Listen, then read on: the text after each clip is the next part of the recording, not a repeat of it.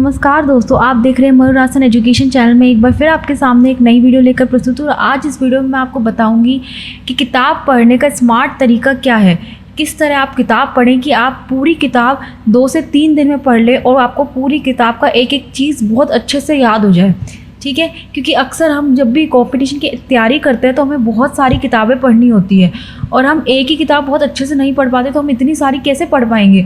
तो वही चीज़ मैं आज आपको बताऊंगी कि आप बहुत सारी किताबें कैसे कम टाइम में कवर कर सकते हैं और उन किताबों का जो मटेरियल है अंदर से वो भी आपको याद करना है तो वो भी याद कैसे कर सकते हैं। तो इस वीडियो में अपन कंप्लीट जानकारी जानेंगे। वीडियो को एंड तक ज़रूर देखना, क्योंकि लास्ट में मैं आपको एक बोनस टिप दूंगी जिससे कि आपकी जो किताब पढ़ने का तरीका है वो बिल्कुल बदल जाएगा। तो चलिए स्टार्ट करते हैं अपन। देखिए सबसे पहला तरीका है सबसे पहला तरीका है आप स्कैन करें। सबसे पहले आपको स्कैन करना है। आप अपने जिस चैप्टर को आप पढ़ रहे हो उसको प्रीव्यू देखो कि उसमें क्या क्या है। जैसे आपके स्टार्टिंग में टॉपिक्स लिखे होते हैं कि उसमें क्या क्या पढ़ने वाले हैं हम, सबसे पहले आपको ये पता होना चाहिए। ठीक है, टॉपिक शुरू करने से पहले 1-2 मिनट में हेडिंग, सब हेडिंग और बॉक्स में दी गई जानकारी को अच्छे से देख लें। ठीक है, इससे आपके दिमाग में पहले से ही उस विषय के लिए तैयार हो जाएगी। जैसे अगर आप राजस्थान की नदियाँ पढ़ रहे हैं तो पहले ये जानें कि कौन कौन सी नदियाँ इसमें हैं और कौन कौन सी नदियाँ आपको पढ़नी है और इसमें क्या क्या पॉइंट्स कवर किए हुए हैं। तो सबसे पहले आपको अपना स्कैन करना है कि आप क्या पढ़ रहे हैं। ठीक है, उसके बाद सेकेंड पॉइंट आता है कि आपको एक्टिव रीडिंग करनी है। कैसे? खुद से सवाल पूछते हुए पढ़ना है। जैसे आपने कोई भी एक पैराग्राफ पढ़ा, उसको कॉम्प्रीहेंशन, जो आपके अनसिन पैसेज आते हैं ना, कॉम्प्रीहेंशन टाइप में आपको चीज़ें पढ़नी है। आपने पूरा एक पेज पढ़ लिया, उसमें से खुद से क्वेश्चन पूछो कि मैंने इस पेज में क्या पढ़ा। हर पेज को पढ़ने के बाद आप उसमें ये देखिए कि आपने उस पेज में क्या सीखा। ये चीज़ बहुत ज़रूरी है ना। जैसे आपने कोई एक पेज पढ़ा, राजस्थान की नदियाँ सपोज़ आपने पढ़ी, तो फिर ये पूछो ये नदी किस ज़िले में बहती है, इस योजना की शुरुआत कब हुई। ऐसे करके आप पढ़ेंगे और इसके साथ आप अपने नोट्स भी तैयार कर सकते हैं। ठीक है, आप शॉर्ट नोट्स बना लीजिए, अपने एक कॉपी लेके बैठ जाइए, तो आपको बार बार बुक रीडिंग करने की ज़रूरत नहीं है। या फिर हाइलाइटर लेके बैठिए, उसे हाईलाइट करते चलिए। ठीक है, जो आपको पॉइंट्स इंपॉर्टेंट लग रहे हैं उसको हाईलाइट करते हुए चलिए। ठीक है, नेक्स्ट पॉइंट अपना यही है कि आपको हाईलाइट करना है, अंडरलाइन करनी है और इसके अलावा आप अपने नोट्स भी बना सकते हैं खुद के। ठीक है, ज़रूरी पॉइंट्स ही आपको पेंसिल से हाईलाइट करें, चिन्हित करें और पूरा पेज रंगने की गलती ना करें। कई बच्चे क्या करते हैं, हाइलाइटर लेके बैठ जाते हैं, पूरी बुक को रंगना चालू कर देते हैं। ऐसे नहीं, आपको पूरे पेज में से सिर्फ 10 चीज़ों को, 10 पॉइंट्स बिल्कुल ऐसे होंगे जो बहुत काम के होंगे, सिर्फ उन्हीं को ही 10 पॉइंट्स को हाईलाइट करो। मतलब 1 वर्ड, वो भी 10 पॉइंट्स ऐसे नहीं पूरी लाइन हाईलाइट हो रही है, नहीं, ओनली 1 वर्ड आपको हाईलाइट करना है। ठीक है, ये आपको क्या होगा कि आप जब भी रिवीजन करेंगे तो बहुत फटाफट रिवीजन कर लेंगे आप पूरे चैप्टर का।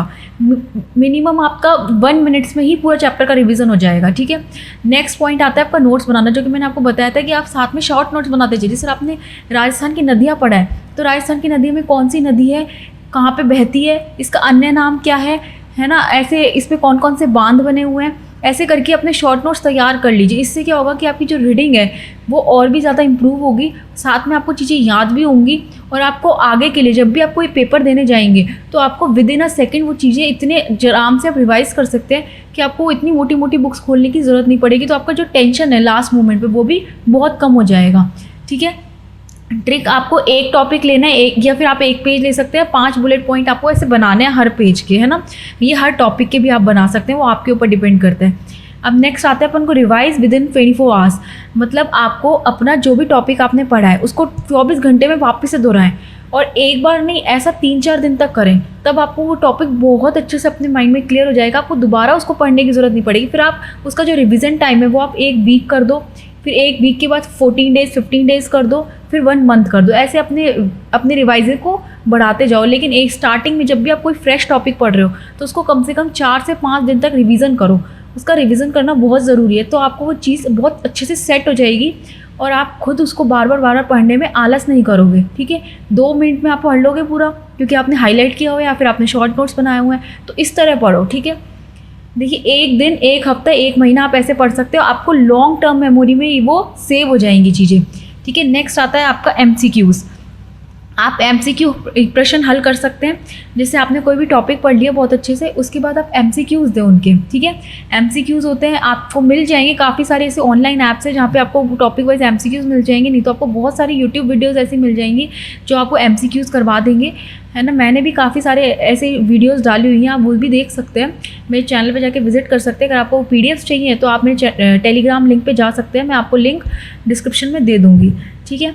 तो आपको क्या करना है, हर टॉपिक के बाद 10 से 15 सवाल हल करने हैं। उससे क्या होगा कि आपको पता लगेगा कैसे कैसे सवाल पूछे जा रहे हैं। फिर आप जब उस टॉपिक को वापस से रीड करोगे तो आपका ध्यान जाएगा, मतलब आपका जो फोकस लेवल है वो और भी ज़्यादा इंप्रूव होगा। कंसंट्रेशन जो होता है पर्टिकुलर टॉपिक के ऊपर वो और ज़्यादा इंप्रूव होगा। क्यों? क्योंकि आपने पता है कि कैसे कैसे क्वेश्चन पूछे जा रहे हैं। तो आपका जो माइंड है या फिर आपका जो कॉन्सेप्ट करने का तरीका है वो आपका सीधा वहीं जाएगा कि हमको ये पूछा जा रहा है तो हमको इस तरीके से पढ़ना है।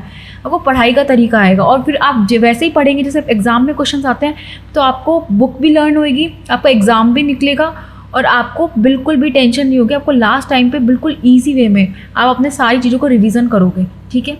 नेक्स्ट आते हैं और लास्ट पॉइंट है ये अपना कि रिवीजन चार्ट या फ्लैश कार्ड्स बनाएं। देखिए, अगर आप को याद नहीं हो रहा, कोई चीज़ ऐसी होती है जो रटने की होती है, जो समझने की नहीं होती, कुछ की भी नहीं होती, जो वर्ड्स होते हैं ना वो भी इतने टफ होते हैं कि हमसे रटे भी नहीं जाते, इतने टफ वर्ड्स होते हैं उसमें। तो अपन क्या कर सकते हैं इसके लिए अपन कर सकते हैं कि हम एक ऐसे छोटे छोटे चिट्स बना लें, उस पर लिख लें।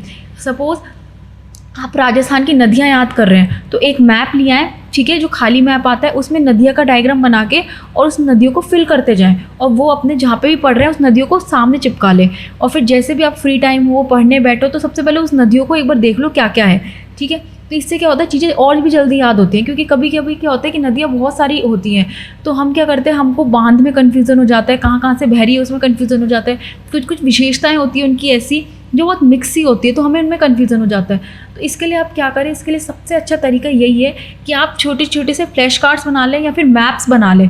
मैप्स तो आप नदी के उसमें बना सकते हैं कॉन्ट्रास्ट में, लेकिन और भी चीज़ें होती हैं जैसे नृत्य हो गया, है ना, तो उसके लिए आप छोटे छोटे फ्लैश कार्ड्स बना लें। खान पान हो गया, वेशभूषाएँ हो गई, है ना, त्यौहार, मेले, ये सब हो गया। नहीं होते बच्चों को याद एक बार में, तो आप क्या करें, उनको ये चीज़ें क्या है कि आप जितना अपने आँखों के आगे देखोगे ना उनको, उतना ही आपके माइंड में ये सेट होएंगी, है ना। तो इसके लिए आप क्या कर सकते हो, छोटे छोटे फ्लैश कार्ड्स बना लो, छोटे छोटे बिल्कुल, और उनसे आप करने लग जाओ, है ना, याद। तो ये सारे पॉइंट्स मैंने आपको बताया। जैसे इसमें मैं आपको एक छोटा सा एग्जाम्पल भी दे देती हूँ। जैसे गेर आपका शेखावाटी का नृत्य है ना, घूमर आपका मारवाड़ का है। तो ऐसे आप अपने छोटे छोटे ऐसे ही छोटे छोटे कार्ड्स बना लो, इससे आपको बहुत हेल्प मिलेगी। तो इस वीडियो में इतना ही, मिलता है अगली वीडियो में। धन्यवाद ये वीडियो देखने के लिए। अगर आप चैनल पर नए हो तो चैनल को सब्सक्राइब करो, वीडियो को लाइक करो। मिलते हैं अगली वीडियो में। धन्यवाद ये वीडियो देखने के लिए।